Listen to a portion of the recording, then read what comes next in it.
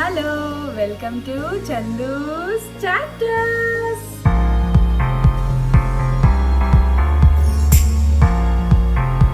ఎలా ఉన్నారు అందరూ? బాగున్నారా? సో మేమైతే చాలా బాగున్నాం.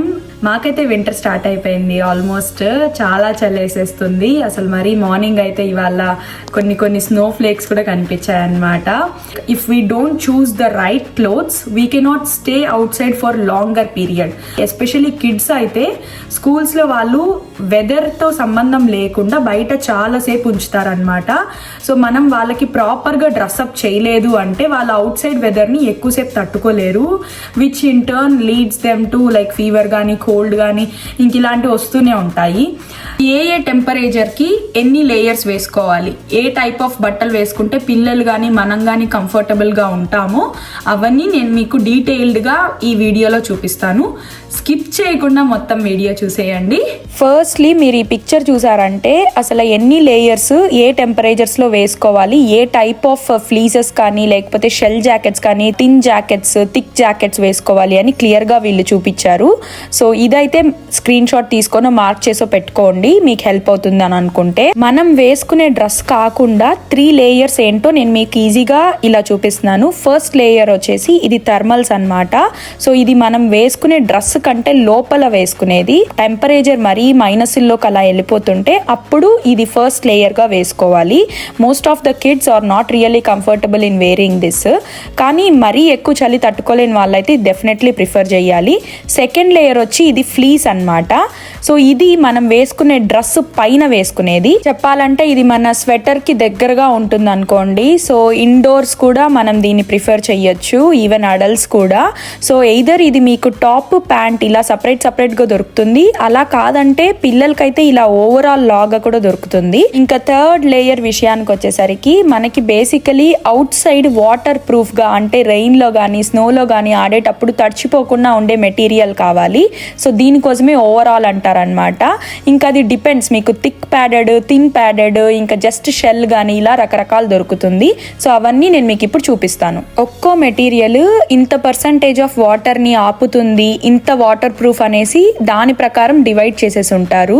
దీన్నైతే షెల్ జాకెట్ అని అంటారు. సో దీనికి లోపల ఫ్లీస్ మెటీరియల్ ఏమీ ఉండదు కానీ బట్ ఆల్మోస్ట్ 10,000 mm వరకు వాటర్ ప్రూఫ్ మెటీరియల్ ఉంటుంది. జాకెట్ ని ఈ టైప్ ఆఫ్ ప్యాంట్స్ తోటి మీరు పెయిరప్ చేసుకోవచ్చు. సో దీనికి కూడా లోపల ఫ్లీస్ మెటీరియల్ ఏమీ ఉండదు.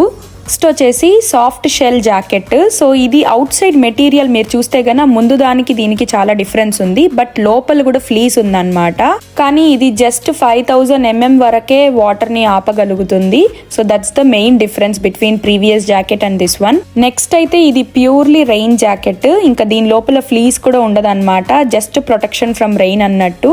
సో దీనికి సపరేట్ గా రెయిన్ ప్యాంట్ కూడా దొరుకుతుంది. సేమ్ మెటీరియల్ లోనే లోపల ఫ్లీస్ తో పాటు కూడా దొరుకుతుంది.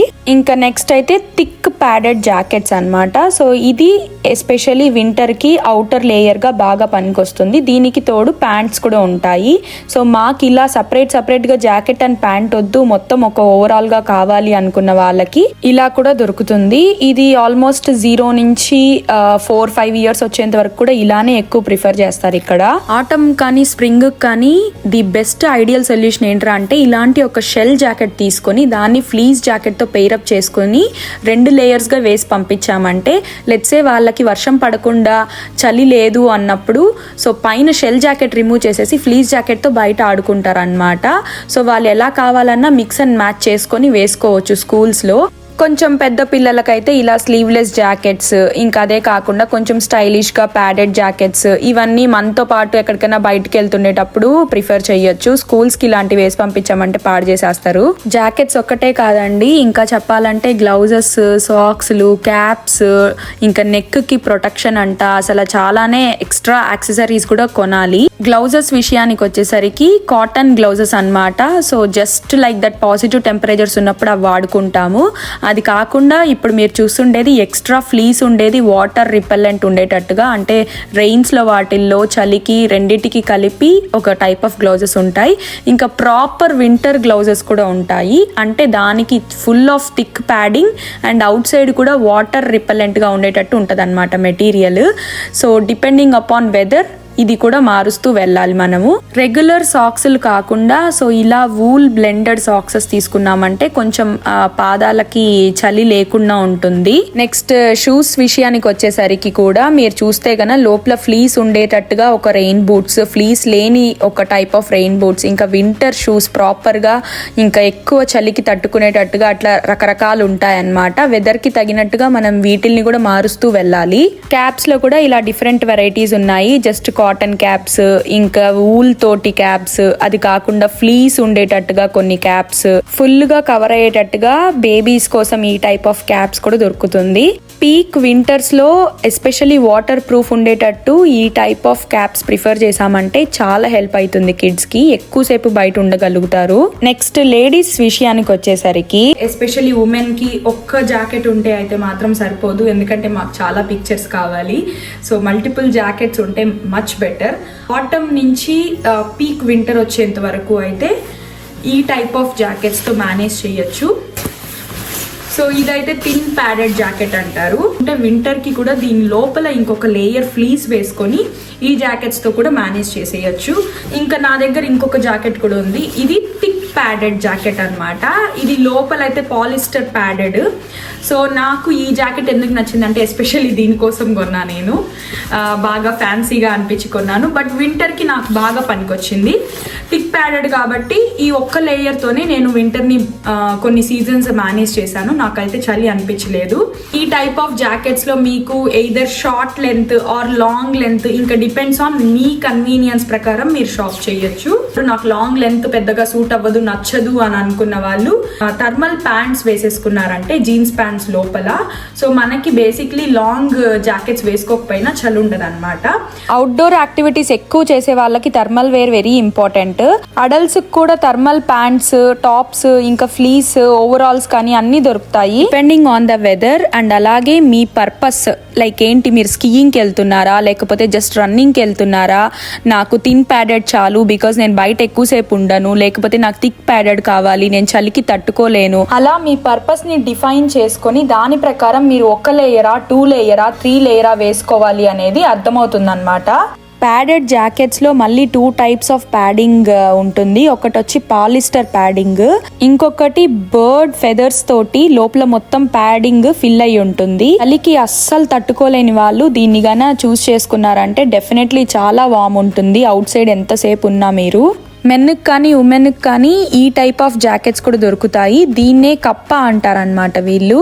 బట్ ఇది వాటర్ రిపెల్లెంట్ అయితే కాదు. సో మనం వర్షంలో కానీ స్నోలో కానీ యూజ్ చేయలేము, కానీ చలికి అయితే బాగానే ఆపుతుంది. ఇందులో కూడా మీకు both short and long length లో దొరుకుతుంది అనమాట. స్వీడన్కి వచ్చిన కొత్తల్లో నిజంగా చెప్పాలంటే అవేర్నెస్ లేక రకరకాల జాకెట్లు కొని నేను ఇంట్లో పెట్టేశాను. అవన్నీ వాడకుండా నేను మీకు చూపించిన 2 జాకెట్స్ మాత్రమే రెగ్యులర్గా యూజ్ చేస్తుంటానన్నమాట. మీకు నిజంగా పర్పస్ ఉంది అంటేనే కొనుక్కోండి, లేకపోతే ఊరికే ఇంట్లో స్పేస్ ఆక్యుపై చేసేస్తుంది ఈ జాకెట్స్ మనం వాడే 6 నెలలకి. అడల్ట్స్కి కూడా ఇంకా యాక్సెసరీస్ అయితే ఇంపార్టెంటే. ఇలా నెక్ ప్రొటెక్టర్, నెక్ వార్మర్ అంట, ఇంకా క్యాప్స్, గ్లౌజెస్, ఇంకా అదే కాకుండా in particular to winter shoes. ఎందుకంటే మెయిన్ ఐస్ అయినప్పుడు మాత్రం బాగా స్కిడ్ అవుతుంది రోడ్స్ మీద. సో అలాంటప్పుడు కింద గ్రిప్ ఉండే షూస్ కొనుక్కుంటే చాలా బెటర్. సో ఇలా లోపల ఫ్లీజ్ అండ్ కింద గ్రిప్ ఉండేది కొన్నామంటే మనం హ్యాపీగా నడవచ్చు పడిపోకుండా. ఇవన్నీ థింగ్స్ గుర్తు పెట్టుకొని కొండ మాకు ఎత్తు అయితే ఇంకొకటి ఏంట్రా అంటే వేసుకోవడము. పీక్ వింటర్ లో 3 లేయర్స్ వేసి యాక్సెసరీస్ వేసి పిల్లల్ని బయటికి తీసుకురావడానికి 10 మినిట్స్ పడుతుంది. ఏం చెయ్యలేము, దిస్ ఈస్ ద రియాలిటీ. ఇవన్నీ వేసుకోకపోతే బయట ఎక్కువసేపు ఉండలేరు, ఆడుకోలేరు, ఇంకా స్నోలో కూడా ఎంజాయ్ చెయ్యలేరు. సో వాళ్ళకు కూడా ఇవి వేసుకొని అలవాటు అయిపోతుంది ఎలా ఆడుకోవాలి అనేది. They will learn it soon. So కొత్తగా స్వీడన్కి వచ్చిన వాళ్ళందరికీ ఈ ఇన్ఫర్మేషన్ డెఫినెట్లీ హెల్ప్ అవుతుంది అనుకుంటున్నాను. సో మీ ఫ్రెండ్స్ అందరికీ అయితే షేర్ చేయండి. సో వేరే ఏదైనా ఇంకా ఇంపార్టెంట్ టిప్స్ ఉంటే మాత్రం డెఫినెట్లీ కామెంట్ బాక్స్లో కామెంట్ చేసేయండి. సో అది నాకు కూడా హెల్ప్ అవుతుంది అండ్ చూసే మన ఆడియన్స్ అందరికీ కూడా హెల్ప్ అవుతుంది. Thank you for watching, keep supporting. Next week మళ్ళీ ఇంకొక వీడియోతో మీ ముందరకు వచ్చేస్తాను. Bye bye, stay tune to Chandu's chapters.